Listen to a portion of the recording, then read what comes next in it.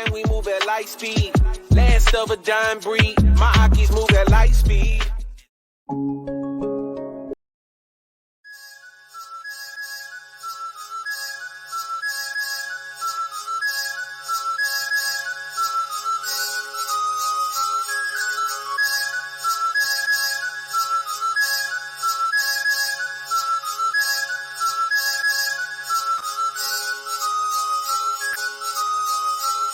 I can feel eyes on me everywhere I go. Not paranoid or conceited, but Plants on Earth is mentioned in many ancient historical sources. But scientists refute this data, stating that all these are just legends. Okay? However, in the archives of the National Museum of Natural History of France, according to Russian media reports, there's a photograph of gigantic women photographed in South Africa as recently as 1897. Well, this photograph is kept in that museum of natural history of France, archives of the Anthropological Society of Paris. This photo was placed in the so-called anomaly section and signed as follows: giant women on the road to Raarsu. Apparently this is South Africa. The photo was taken by Dr. Gaints in 1897. The picture shows at least three women of enormous height, one on the left and two in the center.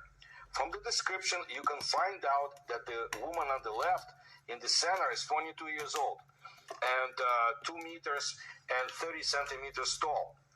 The height of the woman on the right is not specified, but her height is more than 3 meters if you compare her with the one standing next to her. There have been several alleged fossilized giant footprints found throughout the world. Perhaps the most well-known of this is the Goliath footprint in Paluzi, South Africa.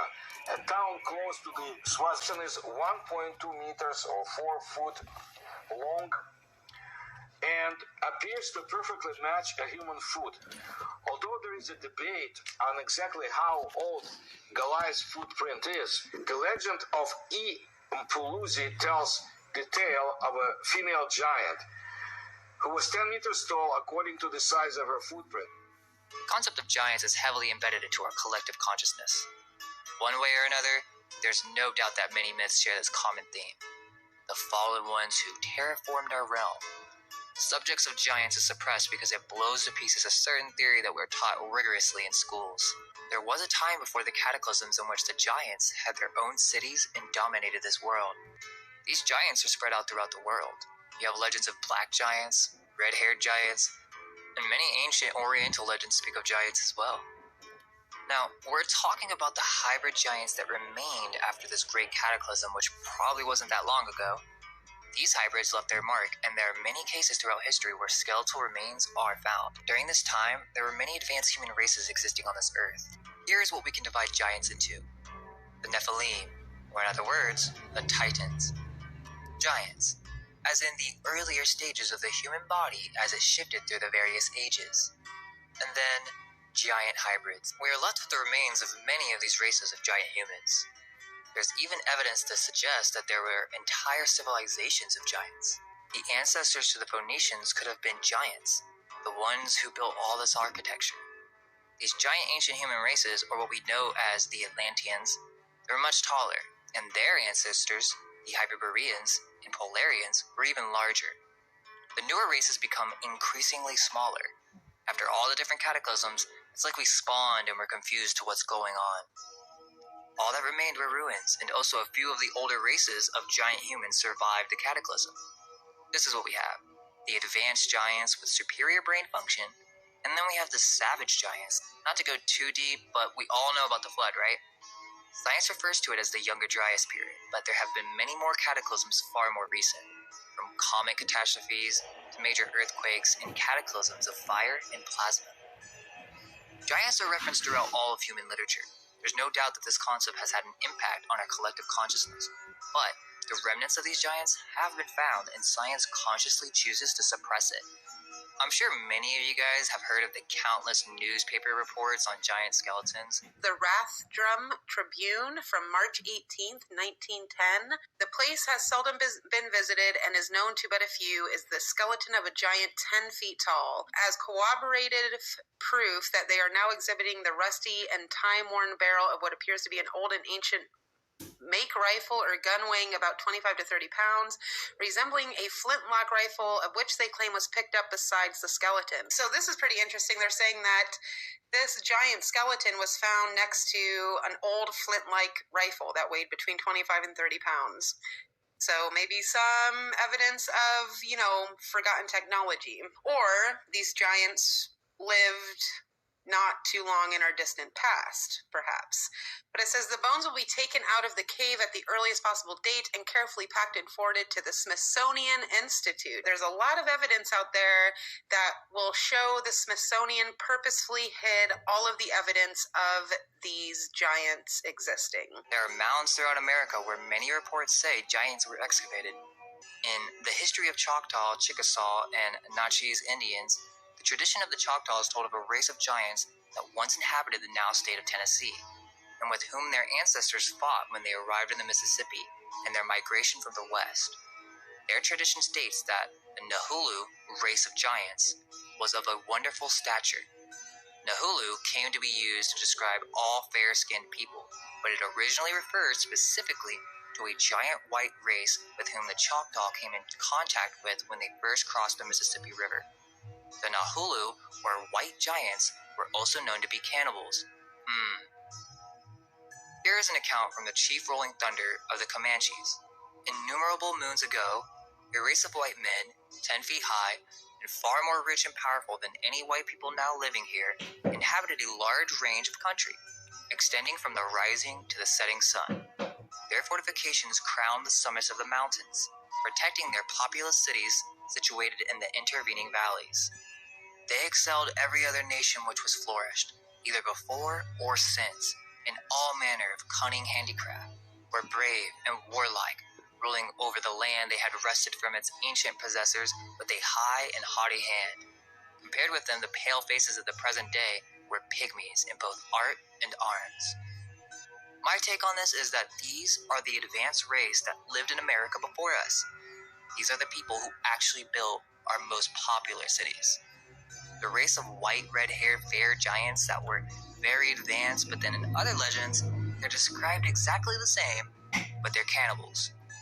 Are these legends referring to the same people? And what we're actually looking at is how this race deteriorated here in America over time. Navajo legends documented by Dr. Donald Yates writes of the Starnak people of Navajo legend, describing them as a regal race of white giants endowed with mining technology who dominated the West, enslaved lesser tribes, and had strongholds all throughout the Americas. They were either extinguished or went back to the heavens. The Paiute Indians and their oral tradition of the red-haired cannibals who lived in what is known now as Lovelock Cave in Nevada. But you see, this is the constant theme of ancient ancestors coming out of the caves or from the underworld. Well, maybe there was a cataclysm, it went dark for a couple years, and only a few survivors remained by going in caves. This led to barbarism. From Flagstaff, Arizona, July 11th, 1919. And now this skeleton was said to be 18 feet tall. The skeleton is in possession of W.J. McKinney, Houston, Texas, oil prospector who found it and has been seen by a number of people who vouch for the truth of the size of the relic of a heretofore unknown race. I estimate that this man weighed from 2,000 to 2,500 pounds. It says if the report that the fossilized skeleton of a giant 18 feet tall has been found near Seymour, Texas is true, it is the most important ethnological discovery ever made in the world, remarked Dr. J.E. Pierce, professor of anthropology of the University of Texas. It would break all previous records of giants by nearly 10 feet. So at this point, they were well aware of these giants being found all around the world, because there are reports of these bones being found in pretty much every country you can imagine. If these were giants living side by side with humans, just like we find the remains of humans all the time, we would also find the remains of giants. And this is what appears what was happening, and probably still is, but it's just being covered up. Another famous case is the story of the giants of Patagonia. The first European to sail down the South American east coast was Hernando de Magallanes, Magellan. In 1520, Spain had already started to explore the new land that they found to the west of the Atlantic Ocean. Magellan, a Portuguese, was trying to find a new route to the Spice Islands, Moluccas, in northern Indonesia. When he reached the southern part of what now is Argentina, on an inlet he named San Julian, he encountered very tall people, up to 11 feet in height. He wasn't the only one to encounter the Patagonian giants either. The English and the Dutch followed, and they all saw giants, 11 feet tall. For over a period of 250 years, the sailors visiting the land of Patagonia would tell stories of seeing giants. Even older maps added the legend by adding region of giants to the area. If you consider this with the legends around the Americas, it becomes very clear that there was some type of race of giants existing. This has only recently become popular after a long period of this knowledge being suppressed. Even the explorers of the west coast of America report something similar. When Francisco Pizarro of Spain was the first European to sail down the west coast of South America from Panama, in 1527 he managed, by trickery, guns, and his few soldiers, to take the Inca capital. He reportedly saw very tall Inca kings and their families who were white-skinned and looked European. Even the legends of ancient Peru insist that there once lived a mighty giant race there. The historian Glenn Kimball, PhD, photographed the mummies of two of these giant men in Lima, Peru in 1969. These mummies have been measured to be 9.5 feet long. Their golden gloves are approximately 10 inches long. They're also not mutations. This is not just random. There were two giants side by side. This was a race of giants that existed in Peru. Don Cieza de Leon and Agustin de Zarate published texts on South American giants in 1553 and 1555 saying, the native traditions told the incoming Spanish that the giants came to America on raft-like boats. There was also no woman on these boats. These giants were said to have dug deep wells for water that still exist today. In the summer of 1931, Monsignor F. Linati organized an expedition into the jungles of San Agustin. He found traces of a very ancient South American empire known to the old British buccaneers of the 17th century. These men were giants who had knowledge of electricity, which they used in various forms. This is interesting when you take into consideration the electric universe theory. The sun being a giant ball of energy is connected to all living beings through plasma and ether. It's possible that these giants were tapping into a different type of electricity. They could have had charged water that then led to the ability to soften stone, using sites like Pumapunku, or were they tapping into the Earth's telluric currents or ley lines? Maybe this is some human construction from an age ago where they were very technologically advanced. Maybe the Nazca lines have something to do with this as well, this old world grid. It's interesting legends say that giants come from the sky and built Pumapunku in one day, but these aren't aliens. I would say that it's a previous race of humans who were very advanced and were around 10 feet in height. The attraction of the moon, which used to be much closer to the Earth than it is now, reduced the weight of all living beings and contributed to their pulling upwards. Living beings reach high stature. Giants appeared, who lived, as the Bible says, to a very old age. Critics of Sora claim that the concepts of time and growth in biblical times were different. Everything in the past was giant. We had giant trees, giant birds, giant fruits. Our planet had more oxygen. We can start to understand that if giants did exist, then that would blow evolution out of the water. So what other theory are we left with? Of their own accord, and they never revolt merely because they are oppressed. Indeed, so long as they are not permitted to have standards of comparison, they never even become aware that they are oppressed. Now, as you might have noticed, in the last 12 months or so, I'm putting a reasonable amount of focus on history, on the fact that our history has very likely been changed. Most of it appears to have been fabricated. And with some of the revelations that we've had in the last few years, the revelation of the Earth being repopulated with children and the concept of cyclic cataclysms, things have really started to fall into place. You know, many pieces of the jigsaw puzzle that we couldn't find seem to have all fallen into place, and now we are actually able to build some sort of a coherent picture of what is actually going on here. And of course, it's very different to what we're being told by mainstream academic circles. As seems to be always the way, folks. They just don't like to inform people about what's really going on. And, of course, there is a reason for that. A lot of people would think, why? Why would they bother fabricating history? Why wouldn't they want us to know?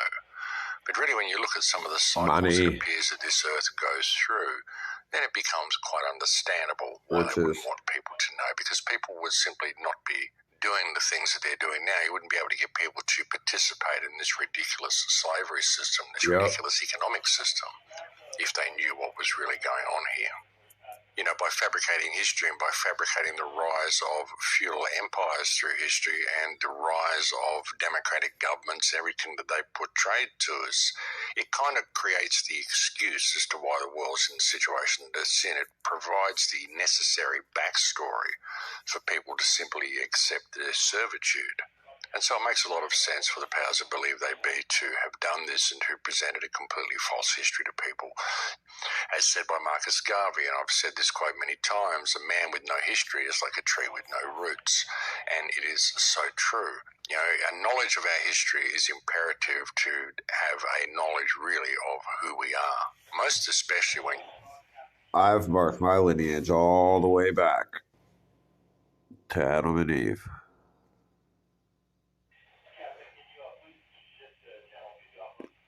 What happened before that? I don't know. But I've been here for a while. You look at just how much has been covered up, and you look at the potential and possibilities of what actually may have come before.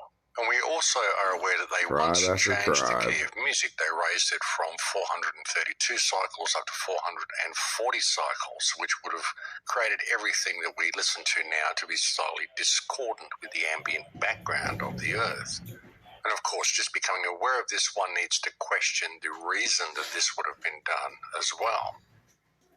I mean, you think about it, if sound is used to heal, and if all of the structures that we'd built were built in accordance with the ambient background sound of the Earth, the ambient frequency of the Earth, what would happen if you changed all of our music? Which is alongside these massive beings, their veins, their organs, all that kind of stuff. People even make cities in them. Some make amusement parks out of them. Would that not induce some form of sickness or disconnection within the human condition? Indeed, may that even be a way of reducing the human lifespan? If you look at ancient texts and they talk about people living easily for 300 years, could that be because of the resonant frequencies around them? Could that have something to do? And their size. Their size has something to do with it. And there is a possibility, of course, that you could tie this in with the focus that was once put on our brainstem, on our pineal gland, on the inner workings of the human mechanism. There seems to be a huge focus on this, folks, in so much ancient architecture, so many ancient statues. Even when you look at the statues in Egypt, the work of a friend of mine called Chance Gardner, who beans turned to stone, who has been looking at Egyptian statues and realized that, think gargoyles, right, from cartoons, how they turn to stone and then they don't turn to stone and then they move around and then they turn back to stone. Many of the statues, even the Egyptian headdresses, appear to be depicting human brain stems. As I mentioned before, even Michelangelo's depiction of God. Oh, there's human brain stems because it is a human brain stem. God on the roof of the Sistine Chapel appears to depict a brain stem within the neck of God. So there seems to be a real focus that was put on the human brain stem and the power of what we can achieve through the application of consciousness into this 3D reality that we live in. And as I mentioned before, even Michelangelo's depiction of God on the roof of the Sistine Chapel. Right there. Bottom of the screen. Shit. Bottom of the screen.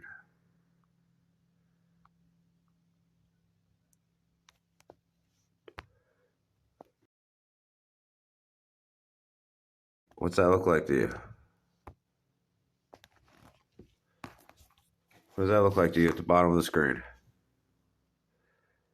Looks like a cross, don't it? Where is that?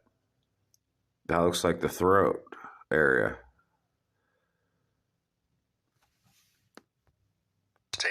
scroll appears to depict a brain stem within the neck of God. So there seems to be a real focus that was... Right? Words. Speaking words. There you go. Look what we just found. Just by, we're not even doing that. We're not even looking at that. But look where that just led us to. The throat. There's a cross right there. We know about words and all that stuff. About God's word. We know about evil words, curses, all that stuff. Your words are powerful. Maybe we'll do more research into that right there. Put on the human brainstem and the power of what we can achieve through the application of consciousness into this 3D reality that we live in. And this seems... Now remember, these stones and everything, they carved. So in order to hide what things really look like, they end up carving over that. They end up putting things over top of it. Building over top of it to cover it up. They carve into it to make it look different. But the shapes and everything, it's still there. You just got to have the eyes to see it. To be a focus of many cultures, folks. It isn't just the Egyptian culture. When you look at the Vedic cultures, look at all ancient societies, even when they brought you texts that were related to war or government or the rulers or history or anything, there was always a very spiritual overtone to the whole thing. Many people have thought, oh, this is mystery school stuff and New Age teachings and blah, blah, blah. No, but it's really, not. It's not. It's mystery school stuff is witchcraft, so like many ancient cultures rituals, that there was spells. a real effort to make sure the importance of spirituality and the importance of human consciousness was stressed through all of their teachings. And this is something that's very absent. The only reason why there's ceremony is because ceremony, man does ceremony to celebrate a moment of time. A triumph usually is what celebrations and stuff are about. So that is not what I'm talking about. I'm not talking about a bunch of people getting together and celebrating something. I'm talking about 5 people getting together in a dark room with some mirrors and candles and some pentagrams, channeling dark spirits. That's what I'm talking about. From the modern world, this sort of stuff is pushed to the side, and we're taught that it's got no real value in the economic world. What is valuable is a good business sense and all the sort of stuff that they put us through, folks. All of which gold is what's leads supposed us to be away valuable from any real understanding There's plenty of of it. humanity and of the reason for the current human condition. And I would suggest there's a reason for that, folks. And in fact, that this lack of focus is something that's very responsible for the state of the human condition. But even with the way this is pushed into the background with Western society, it's still quite there. You can see it's still quite visible throughout all aspects of Western society. Just look at our religious organizations and look at for example, the Court of the Pine Cone in the Vatican. You look how the pineal gland is there on a statue. Yep, the pineal gland, yep. This The was pine put cone, there by yep. the Right there at the Vatican. Was Massive this statue. put there by a Worshiping previous the culture? pineal, Why does the pineal gland. Pope still carry around a staff with a pineal gland on the end of it? Would he be doing this simply because the Vatican is hiding up the fact that they've calcified our pineal gland? Or is it simply the fact that they picked up the remnants of the old culture and they started promoting the wrong concepts about reality, but just using the same tools to do it? Yeah. But you can see it's there. Why would the Pope be just using the same tools to do it? But you can see it's there. Why would the Pope be carrying around a staff with a pineal gland on the end of it if the pineal gland was not something that was absolutely integral to the human condition? And that's an important part to look at. It's an important thing to take note of with all of the ancient teachings regarding this spiritual connection that we once had, is that there is also a huge amount of focus put on human biology. Like I said, it isn't just consciousness. It's on the brainstem. It's on the pineal gland. It's on things that we have within our biology, which we can activate in order to take consciousness to a new level, or at least take us back to the level that we're supposed to be at. You've got to ask, why is the pineal gland calcified? And this is what fluoride does, folks. It's one of the main things fluoride does. Yeah. And you might say, well, we live in a country where there is no fluoride in the water. But even if there is no fluoride in your water, folks, I guarantee it's in the salt. It's in the canned food. It's in other stuff. It's in everything else. It's in everything. They're making sure they're getting it into you so that this pineal gland is closed. But all of these sorts of things are being rediscovered now. People are starting to pay attention to history. And many people are realizing that there is so much wrong with what we've been told, and that the evidence is actually all around us. And it's been very encouraging to see this sort of thing happening. And we're finding all sorts of remnants of previous cultures that we hear, folks, and not just the ancient cultures. When you talk about previous cultures, people will automatically think of things such as the pyramids or Alexandria or the Colosseum or the ancient walls in Peru, Sacsayhuaman, places like this. But within our own cultures and within our own cities and with our own societies, there are remnants of quite civilized cultures that existed there prior to modern society ever being formed. I mean, we've got buildings here in Australia which simply cannot be explained by convicts coming here and building them, not in the amount of time they had to do it. And we're finding that this same culture can be found all around the world. There's no way they built these termed to be Greco-Roman style architecture in virtually every country on Earth. Here in Australia, in the Philippines, across Europe, even in Japan, in the Americas, in Brazil, Argentina, everywhere. There's also some very strange remains that can be found around the United States, which appear to have been left by previous cultures as well. The sewer system in San Francisco really is remarkable. This is a multi-level, multi-story sewer system, which is huge. I mean, it's the size of the city, this sewer system, and it would have been years in the construction. Why is there no record of this ever being constructed? It's quite remarkable. Where would they even have got all the bricks to construct it at the time they did? And when we hear the stories of the gold rush and the way San Francisco was apparently founded, the construction of this sewer system simply isn't taken into account. This would indicate that there was a culture prior to this massive sewer system. Where the fuck the sewer system? There's a whole bunch of areas around New Haven, around Atlantic City, around the whole New York, New Jersey area, which appear to depict old canal estates. And these are areas that are considered to be wetlands and considered to be protected areas, areas where nobody really goes, and areas where there's certainly never been any population.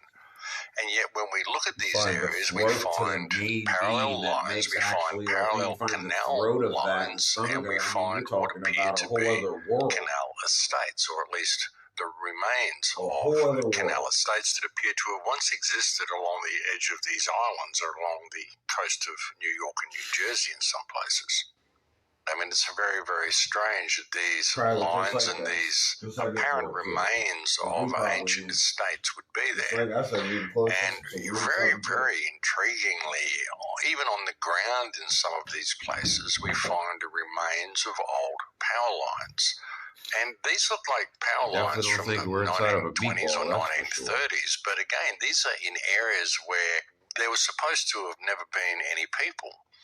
And we didn't even have electricity until the late 1800s. So what are these power lines doing? These power lines. I've been seeing these power lines all over the place recently. Not if what we're presented with as being modern history is to be modern power lines. Maps of the United States prior to the mid-1600s do not depict the Great Lakes on any of their maps.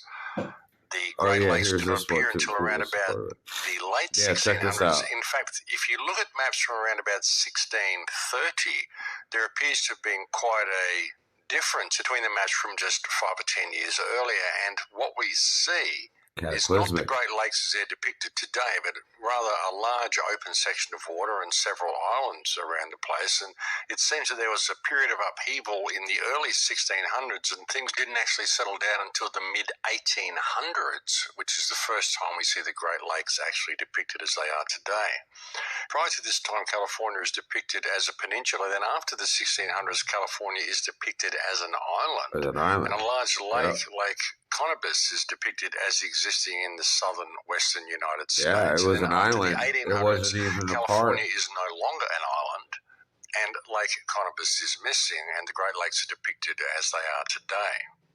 These Another maps are really pretty interesting good. thing All is these that on maps we many show, maps these are good of the United maps. States from around about 1660 up until the mid-1700s show that I'm sure they did. mid-1700s show that the northwestern region of the North American continent, up into Canada and Alaska, is all very much unmapped. And yet on maps prior to the 1600s, you can see that the whole area has been quite well mapped. So that's another very interesting thing to take note of.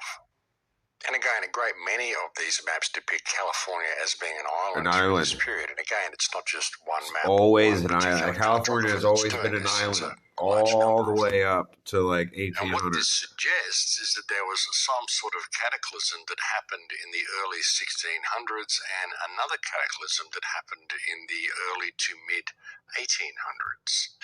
Now, what corresponds with this is that comet that I tracked before, Oh Great. Oh Great is a comet that comes by, which I think is coming by in 2024, which these cataclysms all correspond with. And regarding the cataclysms, the reoccurring cataclysms, and what might be the cause of this, and the fact that the Great Lakes were not there depicted on early maps of North America, comets, cataclysms, coincidence, and it really is worth having a look at, because that's another very striking thing. I just said that. Reports from these areas, funny. you find a massive amount of reports of comet activity in the skies. You find this comet activity is reported quite extensively through the 1600s and again All through the the time. 1800s at exactly the period when... Do I not have a high quality? Yes, 7. So yeah, with the maybe there's a no, that's as high as it goes. We were having grand solar minimums, and there is every indication that these grand solar minimums actually constitute periods of extreme upheaval on the Earth. Yeah. And you've also got to What's ask going yourself, on? how many Huge comets would upheaval you on the expect to Earth, see all in the sorts sky? of I mean, how often crazy. do we see a comet in the sky, folks? Or even a meteor shower or anything you could mistake for a comet in the sky? We really don't see that many. And yet, if you look at some of the reports from around the 1600s and 1800s, you find these comets are being reported like every couple of years, every couple of months sometimes. So you've got to wonder what this was really all about. Was it really comet activity, or was it simply some sort of electromagnetic plasma disturbances that were going on in the sky? Yeah, that too. Electromagnetic plasma disturbances. That definitely happens. It makes balls of light. Right? Spirit. Okay. We're trying to keep it on a scientific level here, because we could easily just say it's all spirits and it all comes from the earth and all this kind. We can easily do that. That's too easy. Let's keep it in the scientific realm here. Electromagnetic plasma energy and all that kind of stuff. When there's earthquakes and all that kind of, and that too, people talk about a ringing, a buzzing in the air. So that's electromagnetic right there. There's always, like, let's say there's construction happening somewhere on some land, and then there is a shift in the land. People see noises coming from the sky. They see lights coming from the sky, from the ground shifting and doing stuff like that. That in its own proves what I've been saying about how everything is a reflection from the sky, and then on the ground, it's all a reflection. Something happens on the ground, it's going to happen in the sky too, which means it happens in the spirit world, which means what happens in the spirit world, it's vice versa too. And why would we see this comet activity right at these periods of the 1600s and of the 1800s, precisely when there were grand solar minimums, and precisely at the same period as all of the maps appear to have undergone an extreme amount of changes? You got to ask the question, were the cartographers simply that bad that they didn't notice all these things? They didn't notice the Great Lakes sitting there next to Chicago, how they could put Chicago on a map but not the Great Lakes, but they couldn't see them or something. Were they really that bad? Did they got everything so wrong that they had to redraw the map so extensively after the 1600s and again after the 1800s? I mean, think about it, folks. It doesn't really make a lot. Yeah, why were they so adamant about drawing maps at these times? there's obviously the people that were in power and all that kind of stuff definitely made somebody paid great money for send these people out to go remap the world. Once they do it at one time and then it just stops. Everybody uses those maps. Everything, then bam, everything stops after that. No recorded hit, nothing. And then it all picks back up. And then you have a new map also. Like, come on. It's also knowledge of knowing what's to come, making what's coming to come, stuff like that. Just like with the plagues back in the day. I guess we're still dealing with those same kind of people, but all those things, it was all made by man. And God allows man to do things like this. Why? Because it pours upon his judgment upon the people. Sense that really when you start putting all of the pieces of the puzzle together, the buried buildings, the mud flood, the changing of the maps, the grand solar minimums, the repopulating of the world with children. When you start considering all of these things, pieces of the puzzle really do begin to fall into place. It just depends on how willing you are to think outside the box and how much you're actually willing to consider.